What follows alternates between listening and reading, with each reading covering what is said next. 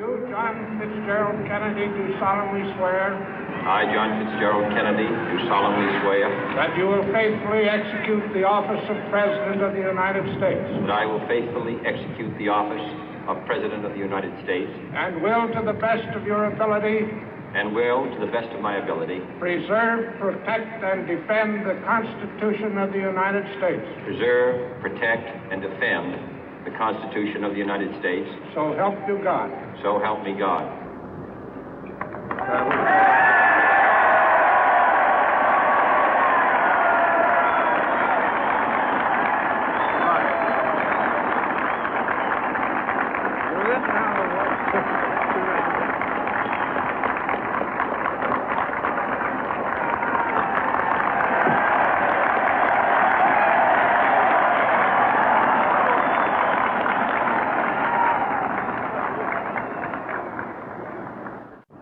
Vice President Johnson, Mr. Speaker, Mr. Chief Justice, President Eisenhower, Vice President Nixon, President Truman, Reverend clergy, fellow citizens.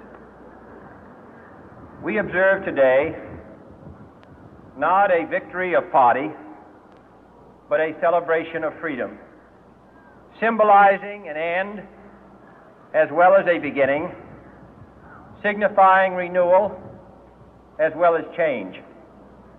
For I have sworn before you and Almighty God the same solemn oath our forebears prescribed nearly a century and 3/4 ago.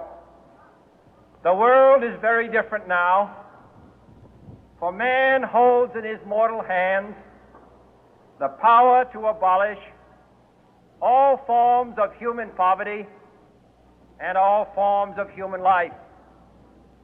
And yet the same revolutionary beliefs for which our forebears fought are still at issue around the globe. The belief that the rights of man come not from the generosity of the state, but from the hand of God. We dare not forget today that we are the heirs of that first revolution.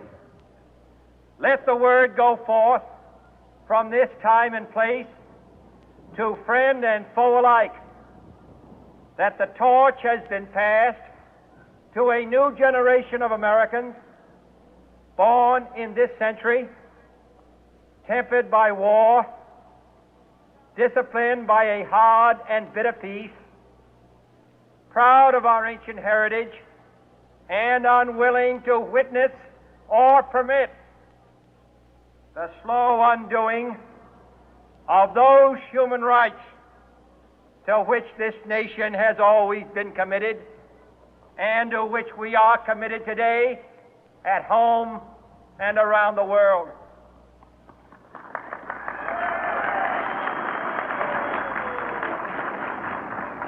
Let every nation know, whether it wishes us well or ill, that we shall pay any price, bear any burden, meet any hardship, support any friend, oppose any foe to assure the survival and the success of liberty.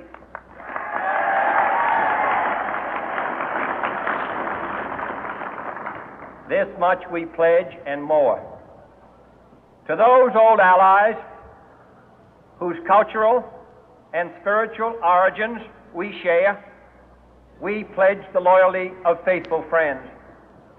United, there is little we cannot do in a host of cooperative ventures. Divided, there is little we can do, for we dare not meet a powerful challenge at odds and split asunder.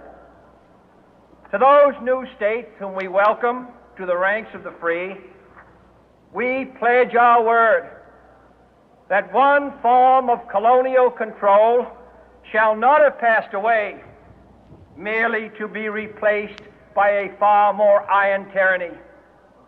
We shall not always expect to find them supporting our view, but we shall always hope to find them strongly supporting their own freedom, and to remember that in the past, those who foolishly sought power by riding the back of the tiger ended up inside.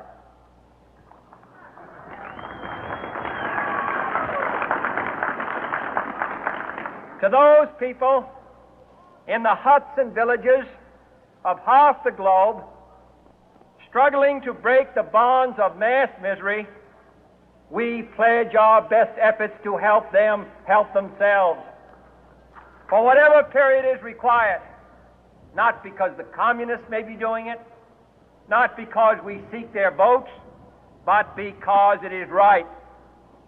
If a free society cannot help the many who are poor, it cannot save the few who are rich.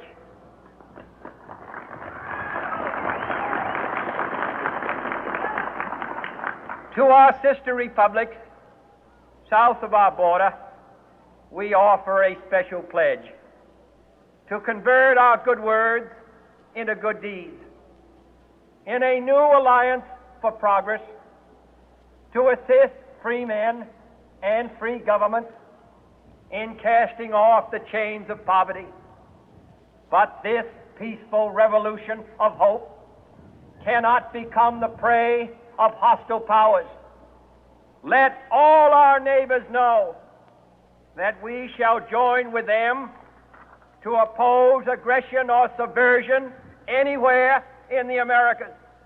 And let every other power know that this hemisphere intends to remain the master of its own house.